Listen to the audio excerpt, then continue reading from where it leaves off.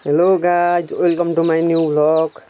आज चाहिँ दसैँको दिन हामी चाहिँ अब माथि घरमा टिका लाउन हो। अब भिडियो हेर्नुभन्दा अगाडि भिडियोलाई लाइक, कमेन्ट, सेयर अनि सब्सक्राइब गर्न नबिर्सनु होला। आज दिनभरिको गतिविधिहरू हामी तपाईँलाई देखाउनेछौँ। दसैँमा हामीले कसरी मनाउँछौँ।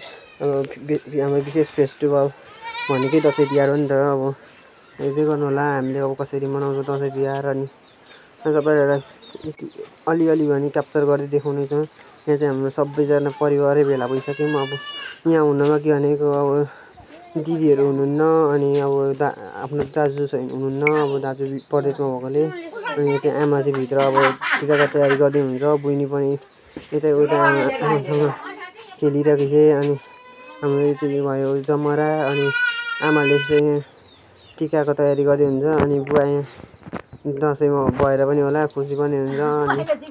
अनि सबैजना परिवार भेला हुँदा एकदमै रमाइलो पनि भएको छ। अब बुवाले चाहिँ बाबालाई टिका लगाइदिँदै हुनुहुन्छ।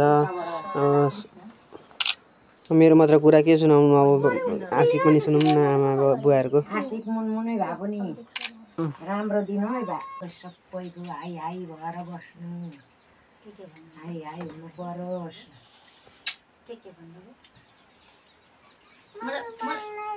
मलाई पनि त्यसै भन्दै लगाइदिनु ल भन न। यहाँ चाहिँ अब हामी क्रमशः सानो ठुलोदेखि सानो हुँदै लान्छ। अनि त्यसपछि अब बाबालाई लगाएपछि मम्मीलाई, अनि मम्मीलाई लगाएपछि मेरो अब आमालाई पहिल्यै फेल नहुनु, पास भएको भए हुनु। मलाई पनि त्यस्तै हाँसिदिनु है। पास भएको भए हुनु, पाइलट हुनु। मलाई डक्टर हुनु भन्नु। कान्छा त पाइलट हुन्छ, अनि मलाई काठमाडौँ घुमाउनु लान्छ। मलाई डक्टर भन्नु। आमा दसैँ भएर होला निकै खुसी हुन्छ। त्यसपछि बाबाले पनि मलाई टिका लगाइदिनु भयो। अनि बाबाले टिका लगाइदिएपछि अब मम्मी पनि बाबासँगै अब लगाइदिनु भयो। अनि अब ठुलोदेखि क्रमशः सानो सानो लाग्दै जान्छौँ हामी चाहिँ। त्यही भएर सुरुमा बाबाले लगाइदिनु भयो, अनि बाबा पछि मम्मीले लगाइदिनु हुन्छ। अनि मम्मी पछि अनि मम्मी पछि अङ्कल आन्टीले लगाइदिनुहुन्छ। बाबाले लगाइदिनु हुन्छ। अहिले चाहिँ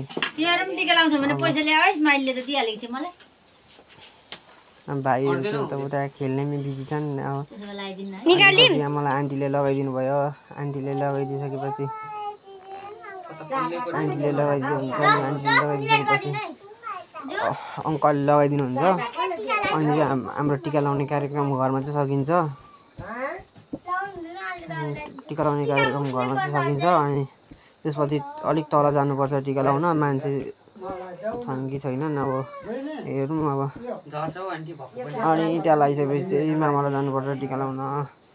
मजा बेसी हिँड्दै जानुपर्ने हुन्छ, 1 घन्टा लाग्छ हिँड्दै जान।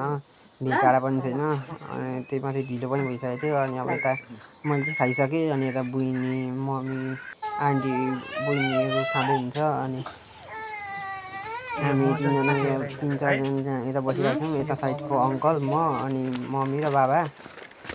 अनि अब चाहिँ हामी तल बिस्ट अङ्कलकोमा टिका लाउन गएको। अब आमाहरू चाहिँ अगाडि गइसक्नुभयो। अनि म चाहिँ पछाडि जाँदैछौँ। अनि तल पुगेपछि तपाईँहरूलाई देखाउनेछु। तल गएको तर मान्छे नै रहेछ। त्यही भएर फर्केर आएर म चाहिँ फेरि मम्मी बाबासँग फेरि मामालातिर लागेँ। मामालाई जान जस्तै गरिन्छ।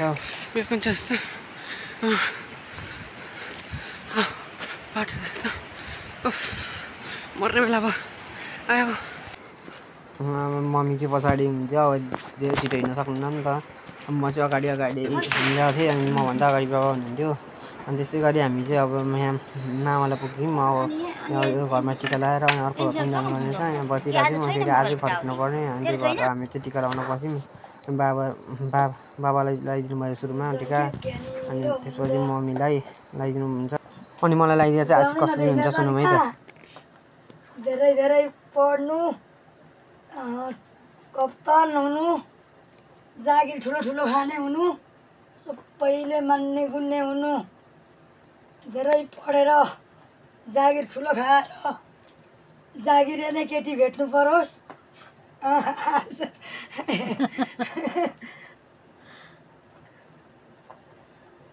बिहा खान पाइयोस्। ल्याउनु होइन बिहा त खानुपर्छ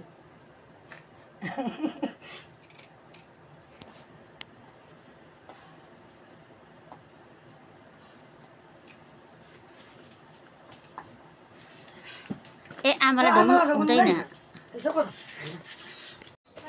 यतिको लागि चाहिँ हामी पल्लो घरमा पनि गएको थियौँ तर पल्लो घरको भिडियो बनाउन पाएन मैले त्यस्तै थियो अब स्थिति अनि त्यही भएर अनि अब यहाँदेखि हामी दुईवटा घरमा टिका लाउनु थियो यहाँ लाएर अनि हामी यहाँदेखि चाहिँ अब माथि घर जाने बाटोमा गयौँ अब त्यहाँ बाटोमा पिङ पनि छ अनि अब यस्तो पिङ लर्काइदिउँ भनेर गयौँ अनि म अगाडि अगाडि बाबा पछाडि पछाडि हिँड्यौँ अनि फेरि यहाँ दाइले पिङ हल्लाइदिनु भयो अनि अब पिङ त उडाउनु पऱ्यो हेर्नु है त पिङ हल्काइछ मेरो यस्तै छ दसैँको बेला पिङ पनि खेलिहाल्नु पऱ्यो होइन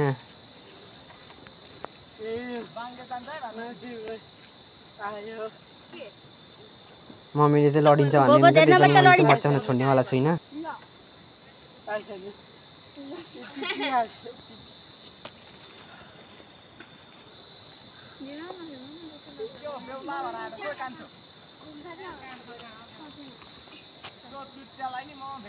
मैले खेलेर चाहिँ अनि त्यसपछि मम्मीको टर्न हुनेछ अनि मम्मीले पनि पिङ चाहिँ डरै मचाइरहनु भएको छ हेर्नु होला तपाईँले नि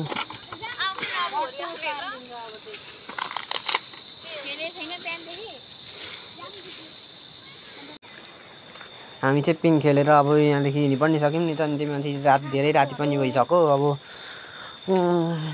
कति 5:30 6 भन्ने आँटिसकेछ अनि अब जाँदा जाँदै बाटोमा झपक्कै रात पर्छ नै अब हामी चाहिँ यहाँदेखि जाँदैछौँ अनि यहाँ माथि आएर एकछिन बस यस्तो गरेर अब मम्मी पछाडि पछाडि हुन्थ्यो यहाँदेखि भ्यू चाहिँ फेरि दामी देख्दो रहेछ म त मजा हामी यहीँ गएर आएको यो मध्यवेश स्कुल हो यतापट्टि हामी चाहिँ यतापट्टि यो यता साइडमा घर छ अनि त्यतै गएर आएको मम्मीहरू चाहिँ तल आउँदै हुनुहुन्छ अनि अब जाँदै अब रात पनि परिसक्यो यस्तो अब कति 4.5 बजिसकेछ अनि यस्तो रात परिसक्यो अनि हामी चाहिँ हिँडिरहेको छौँ अझै हिँडिरहेको छौँ मम्मी बाबा पछाडि हुनुहुन्छ अनि अगाडि आउँदैछु जाँदैछु अनि रात परिसकेछ अनि अब डर लाग्ने बेला भइसक्यो केही क्यामेरा जानु केही नदेखिने भइसक्यो अब कतैबाट पनि रात परेको हुनाले अब हामी छिटो छिटो हिँड्दैछौँ अनि अब घर पुगेर अब फेरि खाना पकाएर लास्टै रात परेको यो बाटो पनि गिद्दी छ फेरि ढिलो अनि 7 बजे गाउँको बाटो त्यस्तै हो बिस्तारै जाँदैछौँ हामी मम्मीहरू पछाडि आउँदै हुन्छ रात पनि लास्टै रात बाटै नदेखिने खाले लडिन्छ भनेर राति लाइट बाली हिँड्दा पनि यस्तो उयो छ गाह्रो छ लडिन्छै जस्तो हो बाटो पनि मम्मीहरूको पछाडि आउँदै हुनुहुन्छ ऊ पर बत्ती बालेरै अगाडि जाँदैछु किनकि घर पनि छेउछाउमै एकदम आँटिसकिहालेको छ अनि त्यस्तै हो हेर्दै गर्नु होला मम्मी त्यहाँ लड्नुहुन्छ भनेर माथि बसेँ दसैँको टिका लाउन गएको राति भयो आज फाइनली हामी चाहिँ घर आइपुगिसक्यौँ अब मम्मी पनि अब दादा हुनुहुन्न दादासँग विदेशमा हुनुहुन्छ नि त दादा त्यही भएर दादासँग बोल्दै हुन्छ अनि अब हामी पनि म चाहिँ थकाइ मार्दैछु है हजुरलाई भिडियो कस्तो लाग्यो भिडियोको मन पऱ्यो भने लाइक कमेन्ट सेयर सब्सक्राइब गर्न नबिर्सिनु होला अनि आजको लागि यति नै बाई बाँकी भेटौँ ल अर्को भिडियोमा